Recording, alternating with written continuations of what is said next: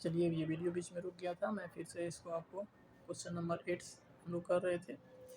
तो question number 8 कह रहा है कि किसी परीक्षा में पूछे गए प्रश्न में जो प्रश्न है सही उत्तर प्राप्त करने की प्रायिकता x/12 है और गलत उत्तरों की प्रायिकता 2/3 है। तो x का मान क्या होगा? तो हम जानते हैं कि गलत प्लस सही का योग जो होता है वो 1 होता है। या गलत उत्तर प्राप्त करने की प्रायिकता x/12 है और गलत प्राप्त करने का 2/3 है। तो ये इन दोनों का योग कितना हो जाएगा? 1 होगा। अब इसी को सॉल्व कर लीजिएगा। इसी को सॉल्व करेंगे यानी x/12 प्लस 2/3 बराबर 1। तो ये उधर ला घटा दीजिए, x/12 बराबर 1 माइनस 2/3। इसको घटाइएगा, एलसीएम 3 में से 2 घटेगा तो 1/3 हो जाएगा। यानी कि यह आएगा x/12 बराबर 1/3। तो 3 चौक 12। एक्स का मान क्रॉस करिएगा तो ये 4 हो जाएगा। आंसर इसका क्या हो जाएगा? 4 हो जाएगा। ठीक है, चलिए नेक्स्ट क्वेश्चन। निम्नलिखित में से कौन, देखिए आ गया क्वेश्चन, निम्नलिखित में से कौन सी संख्या किसी घटना की प्रायिकता नहीं हो सकती है? ध्यान दीजिएगा, क्वेश्चन पढ़ने में सावधानी रखना है। कई बार क्या होता है, क्वेश्चन जल्दीबाजी में नहीं को छोड़ देते हैं, हमें लगता है कि वो पूछ रहा है क्या हो सकता है, ये पूछ दिया है, तो नहीं को भी ध्यान रखना है। तो चलिए इसका आंसर देखते हैं। मैंने बताया था कि भिन्न में होगा तो वो ऊपर में नीचे वाले से छोटा, यानी कि अंश हर से छोटा हो तो वो 1 से छोटा होता है और इसलिए वो प्रायिकता का मान हो सकता है, होता है। अच्छा, परसेंटेज में अगर मान दे रखा हो 100 से कम हो तो हो सकता है, जो कि यहाँ 15 है। दशमलव में बात करें तो दशमलव में 0 1 से छोटा है, 0 से बड़ा है लेकिन इससे छोटा ही होगा। लेकिन माइनस में जो मान दिया रहता है वही नहीं होता है। तो इसका आंसर क्या होगा? 2। नेक्स्ट, हाँ तो अगला क्वेश्चन है हमारा कि किसी निश्चित घटना की प्रायिकता क्या होगा? हम सब जानते हैं, कभी हमने बताया था कि निश्चित घटना की प्रायिकता 1 होती है, अनिश्चित घटना की प्रायिकता 0 होता है। चलिए अगला क्वेश्चन।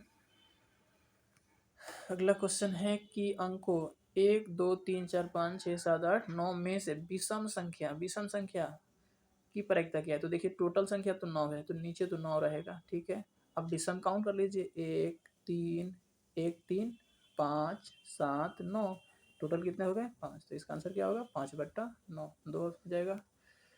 नेक्स्ट, अगला है कि किसी अंकों में, यहाँ 9 तक लिखा हुआ है, वही है सम संख्या। चाहे सम संख्या का जो प्रायिकता होगा वो इसमें से काउंट करिए। यहाँ 2 4 6 और 8 कितने हो गए? टोटल 4। और नीचे कुल कितना है? 9। तो 4/9, इसका आंसर क्या होगा? 1। Next question. अगला क्वेश्चन है कि अंकों 1 2 3 4 5 6 7 8 9 तक लिखा हुआ है, इसमें 3 का गुणक, यहाँ ध्यान रखिएगा 3 का गुणक का मतलब ये हुआ, 3 का एक तरीके से टेबल समझिए, पहाड़ा समझ लीजिए। 3 का टेबल हमें देखना है यहाँ पर। तो 3 का टेबल क्या है? 3 और 3 दूनी 6, 3 3 9, टोटल कितना हुआ यहाँ पर? 3। और कुल परिणामों की संख्या 9 है। 9 1 से 9 तक तो 9, तो 3/9, तो इसका क्या होगा? 1/3 आंसर हो जाएगा ए।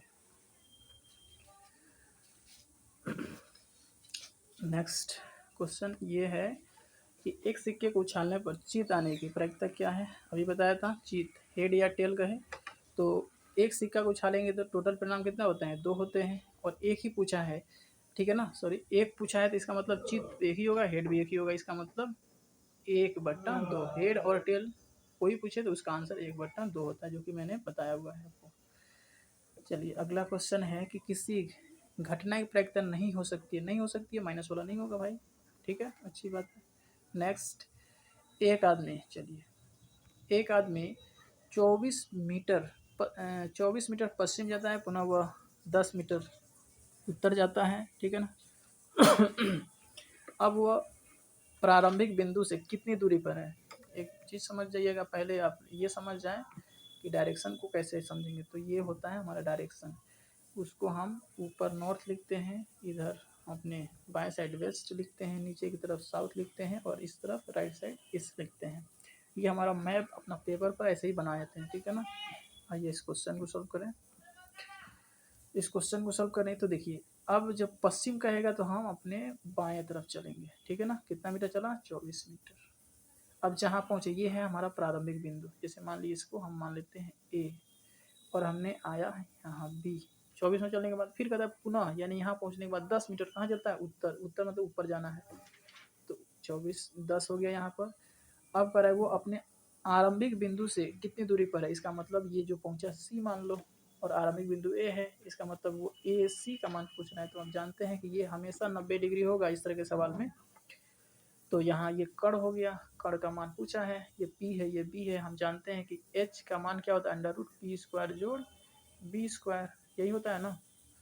तो यहाँ से 24 का स्क्वायर जोड़ 10 का स्क्वायर, तो यहाँ इस तरीके से हो जाएगा, यानी कि h का मान बराबर हो जाएगा अंडर रूट 24 का स्क्वायर और जो 10 का स्क्वायर। तो 24 का 576 होता है और ये 100 हो गया, जोड़ लीजिए 676 हो जाएगा, 676 इसका वर्गमूल कितना हो जाएगा 26, 26 इसका आंसर होगा।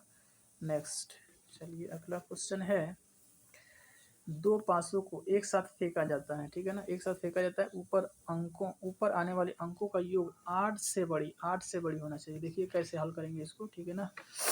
पहली चीज आप ये समझ लें, पूरा हमें वो टेबल लिखने की जरूरत नहीं, हमें योग पूछा है ना, यानी कि जैसे हम लिखते हैं 1,2 ऐसे लिखता ना, 1,3 ऐसे लिखते हैं, वो बात समझ लें। तो ये हमें वो देखना है कि जो इनके दोनों को जोड़ने से किसका क्या हो, वो 8 से बड़ा हो जाए। तो 8 से बड़ा मान कैसे हो सकता है, चलो सोचिए। अगर हम 1 लिखते हैं तो मैक्सिमम तो 6 ही आएगा, यानी 1 और 6 तो नहीं बन सकते, क्योंकि 1 और 6 अगर जोड़ेंगे तो ये 7 आएगा। तो ये तो 7 से बड़ा लेना है, इसका मतलब ऐसा सोचिए कि जो 7 से बड़ा हो अंक। अगर 1 रखते हैं तो 1 के साथ 7 रखना पड़ेगा, 8 रखना पड़ेगा, जो कि इसमें संभव है ही नहीं, क्योंकि मैक्सिमम 6 ही होता है। इसलिए हम 2 अगर रखते हैं, 2 और 6 तो ये भी 8 आएगा। इसका मतलब 1 और 2 से नहीं आएगा, 3 से शुरू करेंगे तो आएगा हमारा। तो क्या बनेगा, 3 और 6 से 1 आएगा, 9 आएगा। फिर 4 और 6 रखिए, फिर 5 और 6 रखिए, फिर 6 और 6 रखिए, ये हो गया। फिर आगे क्या बन सकता है, इनको पलट दीजिए, 6,3 हो जाएगा, 6,4 हो जाएगा, 6,5 हो जाएगा। और इसको नहीं पढ़ लेंगे, इसको पढ़ लेंगे तो वही बात होगी, इसलिए नहीं लिखेंगे। अगला क्या हो सकता है, 5 को ज़रा रखिए, 4 और 5 को रखिए, तो 4 को रखेंगे 5, तो 5 4 9 हो जाएगा। इसको पलट दीजिए, 5,4 हो जाएगा। फिर क्या होगा, 5,5 हो जाएगा। इसके अलावा कोई दूसरा नहीं बनेगा। जरा जोड़ लीजिए कितने हो रहे हैं, 1 2 3 4 5 6 7 8 9 10। यानी ऐसे जो जिनका योग 9 से ज़्यादा है, कुल कितने हैं, 10 हैं। और कुल परिणाम कितने आते हैं, अभी मैंने थोड़ी देर पहले बताया था कि 36 होते हैं। तो इसका मतलब नीचे 36 आएगा, काट दीजिए 2 से, 5 दूनी 10, 18 दूनी 36, यानी कि 5/18। ऑप्शन सॉरी कौन सा है, 5/18, बी ऑप्शन, तीसरा ऑप्शन है 5/18, यानी कि ये हो जाएगा। नेक्स्ट क्वेश्चन है, यदि पीई 0.55 है तो पीई नहीं, वही फॉर्मूला, एक में से इसको घटा दीजिएगा, 1 - 0.55, तो ये क्या आएगा 0.45। नेक्स्ट क्वेश्चन है, इसको अगला क्वेश्चन, ये तो पता ही है, एक असंभव घटना का तरीका क्या होता है, 0 होता है। नेक्स्ट क्वेश्चन, 3 सिक्का को उछालने पर संभव परिणामों की संख्या पूछा है। यहाँ प्रायिकता नहीं पूछ रहा है, परिणाम जो क्या होता है 2 का पावर, जितने पूछे हैं सिक्के उतने पावर कर दो, तो 2 का पावर 3। अभी बताया था थोड़ी देर पहले फॉर्मूला इसका। अगला क्वेश्चन, एक थैले में 7 लाल 8 हरे और 5 सफ़ेद गेंद है। एक गेंद या दृश्य निकाला जाता है, इसके न लाल न सफ़ेद होने की प्रायिकता। तो लाल और सफ़ेद काटो, तो लाल कट गया, सफ़ेद कट गया, बचा कितना 8।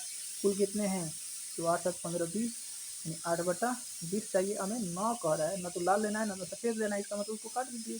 तो जो बचा कितना 8 बचा, और सबको जोड़ कर नीचे लिखते हैं तो 20 है। 2 चौका 8, 5 चौके 20, यानी 2/5, तीसरा हो जाएगा आंसर इसका। नेक्स्ट क्वेश्चन है, एक थैले में 4 सफ़ेद, लाल 6 7 काली और 3 नीली है। एक गेंद या दृश्य निकाली होती है, लाल और सफ़ेद। यहाँ या का मतलब ध्यान रखिएगा, सवाल कभी आएगा या शब्द कर दे तो उसका मतलब दोनों का योग कह रहा है। तो लाल और सफ़ेद जोड़ लीजिए कितना है, तो 6 है और 4 10 हो जाएगा, ठीक है। और टोटल जोड़ दीजिए 10 ये 10 यानी 20, तो कितना हो जाएगा 1/2 हो जाएगा इसका आंसर, 1/2 4।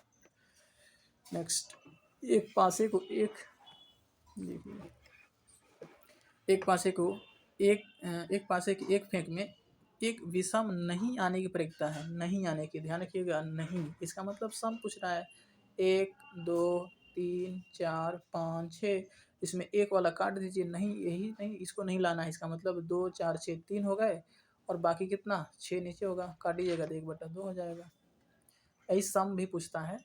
जैसे एक पासे को फेंकेगा तो 2 अंक नहीं, हाँ ध्यान दीजिएगा, एक पासे को फेंके में 2 नहीं आना चाहिए, 2 अंक नहीं आने की प्रक्रिया। इसका मतलब 2 को छाँट दीजिए, 6 आते हैं कुल, 2 निकल गया तो बचे 5 और टोटल नीचे होता है 6, इसका मतलब 5/6 हो जाएगा इसका प्रक्रिया।